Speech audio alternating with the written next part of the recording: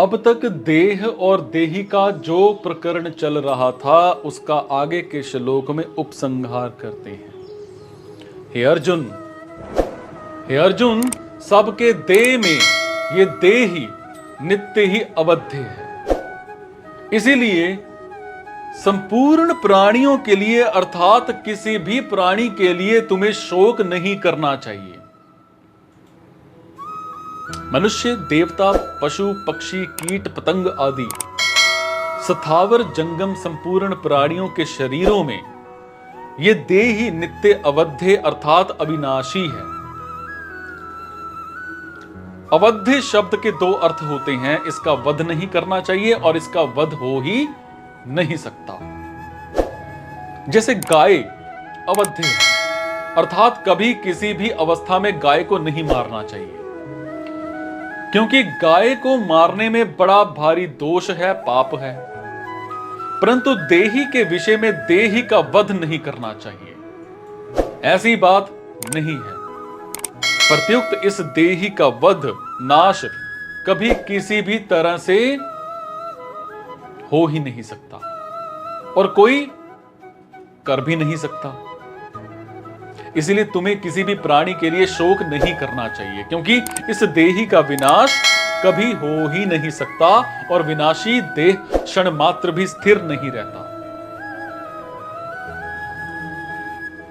कोई भी प्राणी बाकी ना रहे अर्थात किसी भी प्राणी के लिए शोक नहीं करना चाहिए। शरीर विनाशी ही है, क्योंकि उसका स्वभाव ही नाशवान है, वो प्रतिक्षण ही नष्ट हो रहा है। परंतु जो अपना नित्य स्वरूप है उसका कभी नाश होता ही नहीं।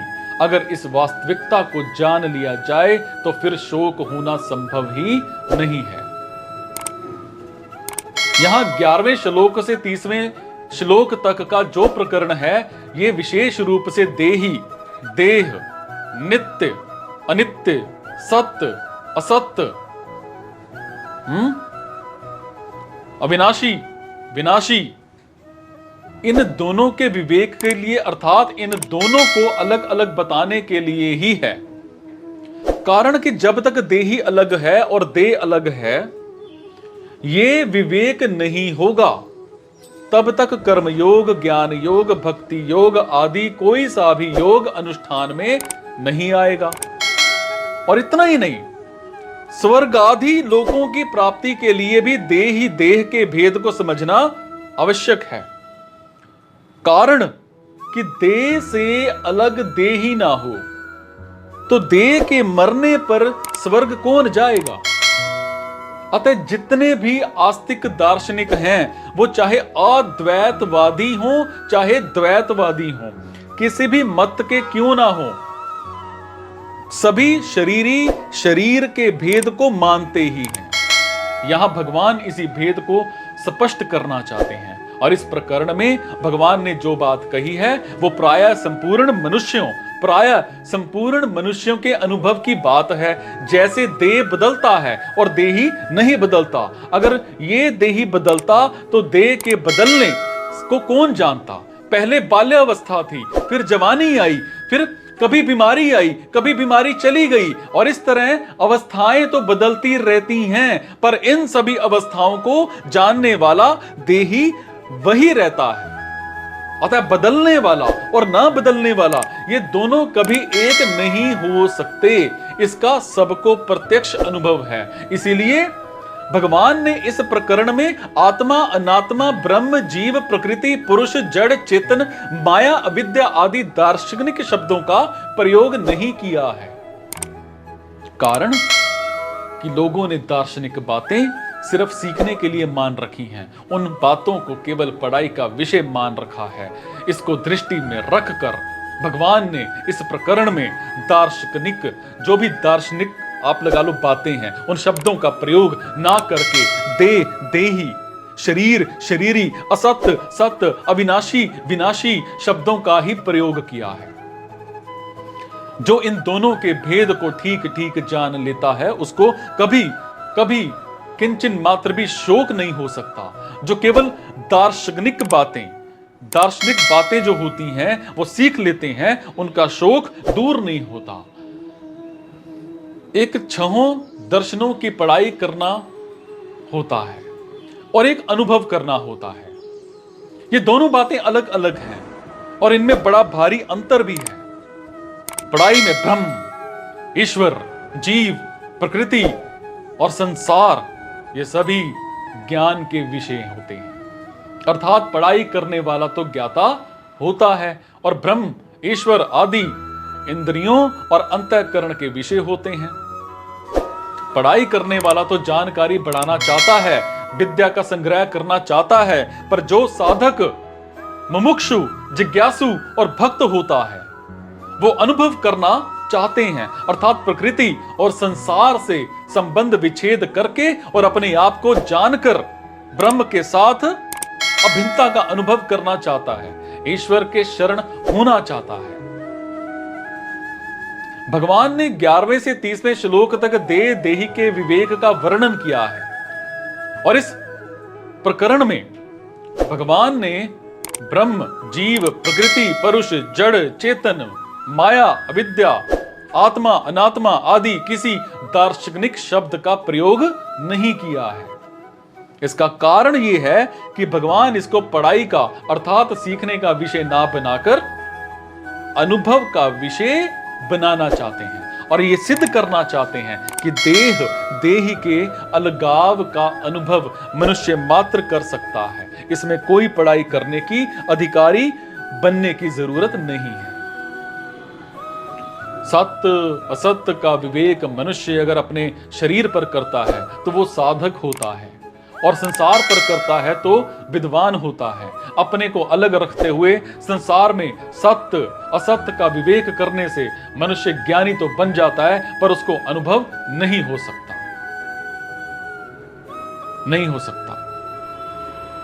परंतु अपनी देह में सत्य असत्य का विवेक करने से मनुष्य वास्तविक अनुभव ज्ञानी हो सकता है। तात्पर्य है कि संसार में सत्य असत्य का विवेक केवल पंडिताई के लिए है, जबकि गीता पंडिताई के लिए नहीं है।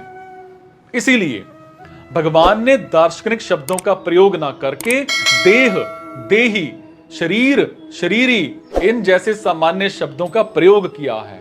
जो संसार में सत्य असत्य का विचार करते हैं वो अपने को अलग रखते हुए अपने को ज्ञान का अधिकारी बताते हैं, परंतु अपने में देही का विचार करने में मनुष्य मात्र ज्ञान प्राप्ति का अधिकारी है।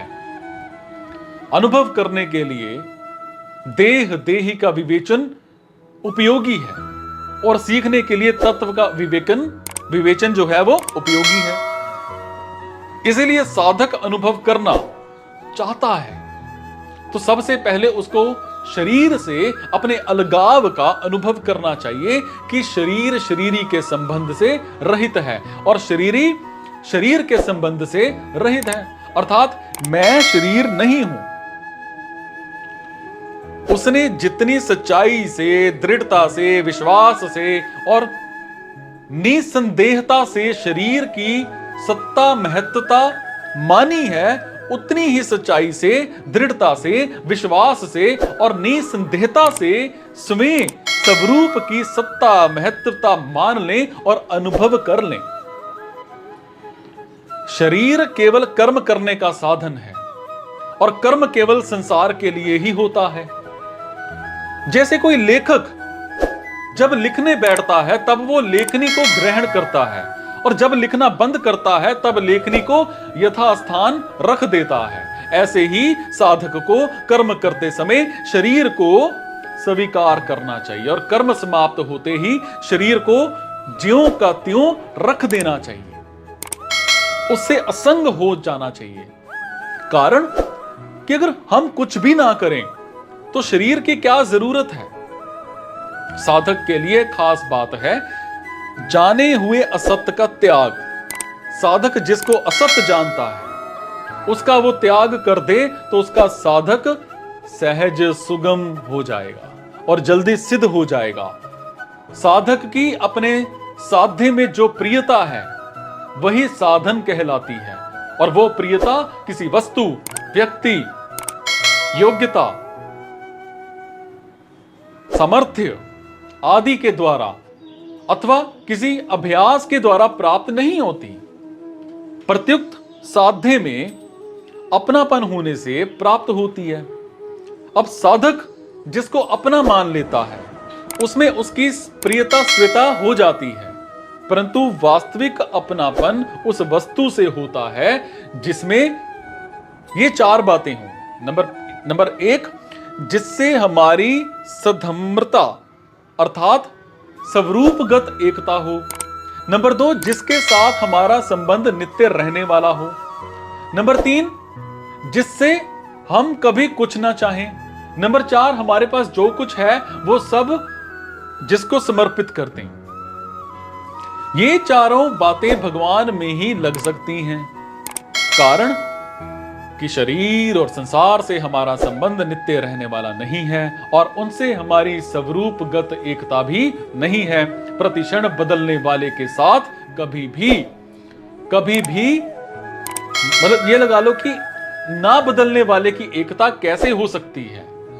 शरीर के साथ हमारी जो एकता दिखती है ना, वो वास्तविक नहीं है, प्रत्युक्त मानी हुई है। मानी हुई एकता कर्तव्य का पालन करने के लिए होती है। मतलब कि जिसके साथ हमारी मानी हुई एकता है उसकी सेवा तो हो सकती है, परंतु उसके साथ अपनापन नहीं हो सकता। जाने हुए असत्य का त्याग करने के लिए यह जरूरी है कि साधक विवेक विरोधी संबंध का त्याग करे, जिसके साथ हमारा ना तो नित्य संबंध है और ना स्वरूपगत एकता ही है। उसको अपना और अपने लिए मानना विवेक विरोधी संबंध है। इस दृष्टि से शरीर को अपना और अपने लिए मानना विवेक विरोधी है। विवेक विरोधी संबंध के रहते हुए कोई भी साधन सिद्ध नहीं हो सकता। शरीर के साथ संबंध रखते हुए कोई कितना ही तप कर ले, समाधि लगा ले, लोक लोकांतर में घूम आए, तो भी उसके मोह का जो नाश है या फिर सत्य तत्व की प्राप्ति नहीं हो सकती। विवेक विरोधी संबंध का त्याग होते ही मोह का नाश हो जाता है और सत्य तत्व की प्राप्ति हो जाती है। इसलिए विवेक विरोधी संबंध का त्याग किए बिना साधक को चैन से नहीं बैठना चाहिए। अगर हम शरीर से माने हुए विवेक विरोधी संबंध का त्याग ना करें तो भी शरीर हमारा त्याग कर ही देगा। जो हमारा त्याग अवश्य करेगा, उसका त्याग करने में क्या कठिनाई है। इसीलिए किसी भी मार्ग का कोई भी साधक क्यों ना हो, उसे इस सत्य को स्वीकार करना ही पड़ेगा कि शरीर मैं नहीं हूं, शरीर मेरा नहीं है और शरीर मेरे लिए नहीं है, क्योंकि मैं अशरीरी हूं, मेरा स्वरूप अव्यक्त है।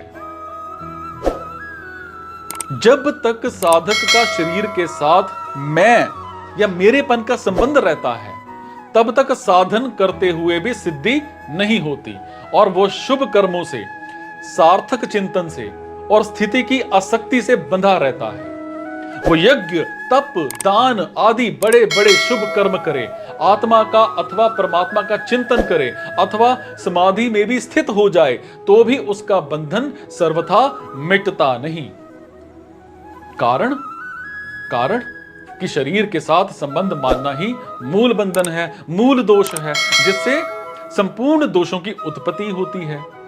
अगर साधक का शरीर से माना हुआ संबंध सर्वथा मिट जाए तो उसके द्वारा अशुभ कर्म तो होंगे ही नहीं, शुभ कर्मों में भी आसक्ति नहीं रहेगी और उसके द्वारा निरर्थक चिंतन तो होगा ही नहीं, सार्थक चिंतन में भी आसक्ति नहीं रहेगी, उसमें चंचलता तो रहेगी ही नहीं, समाधि में अथवा निर्विकल्प स्थिति में भी आसक्ति नहीं रहेगी। और इस प्रकार स्थूल शरीर से होने वाले कर्म में, सूक्ष्म शरीर से होने वाले चिंतन में और कारण शरीर से होने वाली स्थिरता में आसक्ति का नाश हो जाने पर उसका साधन सिद्ध हो जाएगा, अर्थात मोह नष्ट हो जाएगा और सत्य तत्व की जो प्राप्ति है वो हो जाएगी। इसीलिए भगवान ने अपने उपदेश के आरंभ में शरीर का संबंध